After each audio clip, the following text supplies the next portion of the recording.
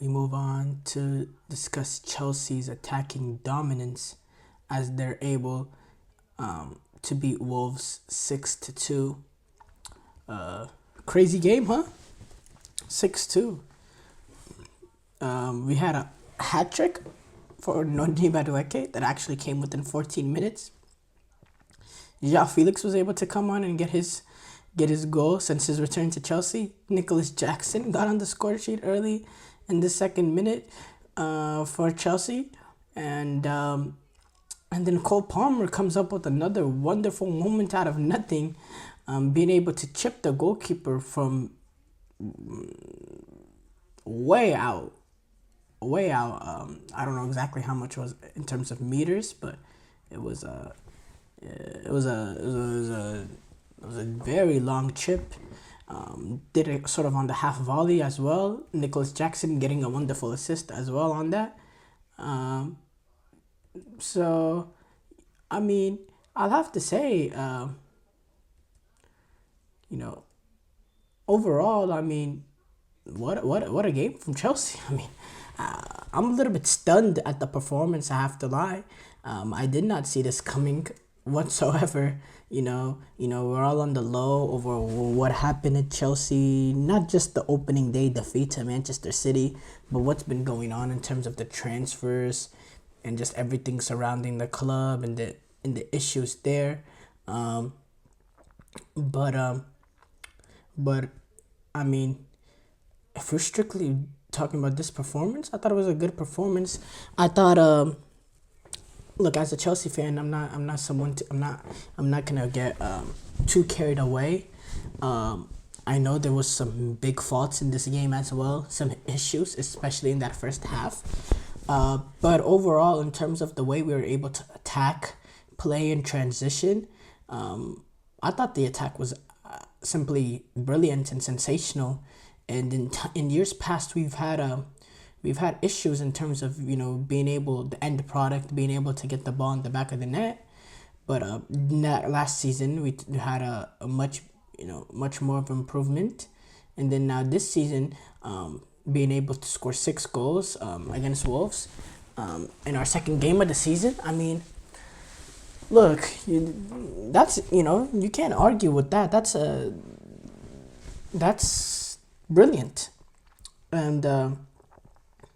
I'm very, very pleased that our attack was able to generate those sort of chances and play the sort of style of play, because I thought it was very, very exciting. I thought the game was a basketball game, very end to end.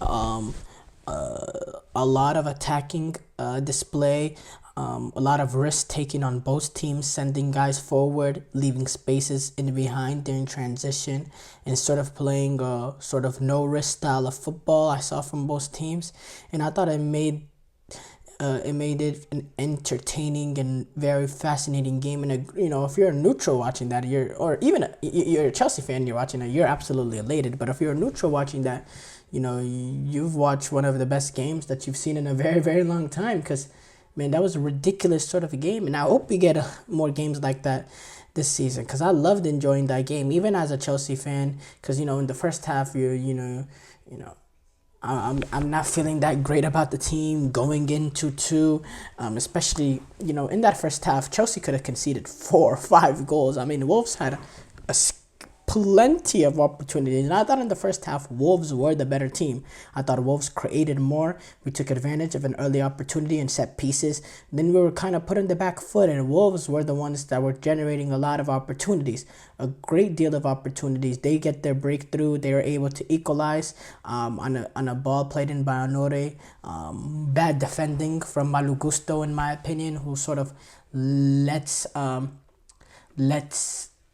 Matthias Cunha sort of drift behind him with Malo Gusto doesn't look at his back shoulder at all, trying to facing Nori, who plays in a great ball into Cunha. And then, it seemed like, if anyone were able to get that second goal before half, it was Wolves. Wolves were the one that was a little bit more on the attacking display, but Chelsea go a little bit direct, play that long ball, into Nicholas Jackson. Nicholas Jackson is able to win it, and when Nicholas Jackson's able to win it, plays in a nice ball on the first touch into Cole Palmer's path, who's able to loft it in above the goalkeeper. A great sort of finish. And I'll say Cole Palmer, I didn't sort of wonder, can Cole Palmer replicate what he's done last season? So far, so good. I mean, what a game. Getting that sort of goal that he scored. And by the way, this is not the first time Cole Palmer has pulled out that sort of wonder sort of goal. This chip. He had a crazy chip last season. He had that sort of nutmeg and able to drive it, curling in his left foot. He's able to score these sort of, wow sort of goals, these X factor sort of moments. Cole Palmer has it. And to be able to score that goal, I mean, that's an absolute brilliant display. And then on top of that, what he did in the second half, getting 3 assists. But yeah, he's able to score that goal. It makes it 2-1. And then you're thinking, okay, now if you're thinking you're Chelsea, 2-1, you get the lead so late, just see it out, take it to halftime and regroup. Because, Chelsea were a little bit on the back foot. And being able to go into 2-1 would have been would have been great for Chelsea, despite, Wolves being able to get the opportunity that they were able to create. But then at the end of the half, set piece opportunity, Wolves take advantage of it. They play the ball in, and someone heads it across the 6-yard box, and Wolves were able to tap it home through I believe it was through Larson, Jurgen Strand Larson. That makes it 2-2, and you're thinking as a Chelsea fan, like, wow. Really, we conceded at the end of the half 2-2, which is always a bad time to concede. And I'm thinking, we really could be down 4-5-2. I mean, that's how much opportunities we allowed in the first half. And I don't think Wolves were much better than Chelsea in the first half, no. But I do think they created more good opportunities, and they had periods that they were, that they were better. And then Chelsea came in the second half. They looked a little bit more smooth. They looked a lot more dangerous in transition. They got the final ball right. They didn't make mistakes playing out like they did in the first half. And then you saw the magic of Cole Palmer being able to create. Noni Madueke being direct, being vertical, providing end product, scoring in the 49th, 58th, 63rd minute. And Noni Madueke, by the way, that was a little bit under fire from the Wolverhampton supporters because of that post he had on social media the day before, talking about how boring Wolverhampton is essentially, and him getting those 3 goals, just doing something that we haven't seen much at Chelsea over these past few years. Element of directness from our wingers, being able to take on the defender and try to get a shot off, and displaying end product. And that's what we saw. We saw end product, and I mean, that's a great sign from Madueke, because we need that from our wingers. We need our wingers to be able to score the goals, because we don't have that sort of striker that's able to get in 25 goals a season. We don't have that sort of player. We don't have a clinical finisher up there. We have sort of a man that can stretch a back line and that can make it difficult for a defense in terms of his pace, but he's not going to be able, he's not going to get 20 goals a season at this point in his career. He's just not there yet. So yeah, Madueke, those 3 goals, absolutely brilliant. And then we took advantage of another transition opportunity, and then it was João Felix. It was just a perfect day for Chelsea. The celebrations were amazing. I thought the way we counterattack was ruthless.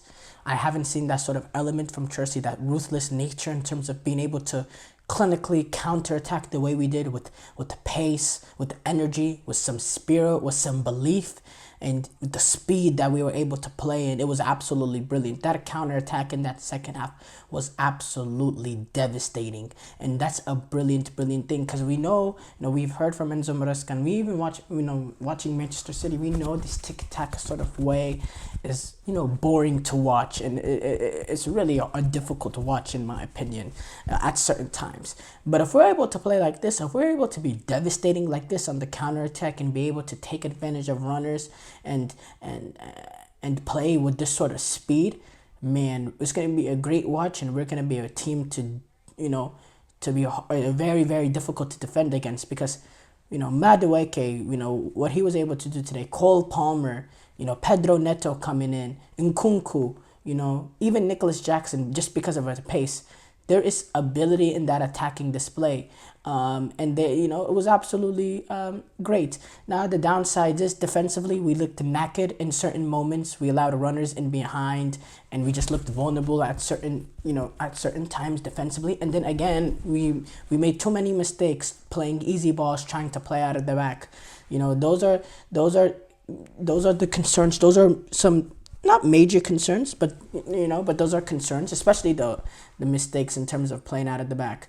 Though that's a pretty big concern, and that's something we need to improve on. But I think Maresca, he has his way, and he's in this Chelsea team, they're gonna have to get the mistakes out until they eventually get it, and which I don't mind that sort of philosophy from him. I think I think they need to continue on with what Enzo Maresca is preaching them to do, and they just need to get the mistakes out, to suffer the mistakes so they can learn from it, they can be better, and they can finally develop that sort of way of trying to play out and being clean in it. I think it's only with practice and experience that they're able to get it down.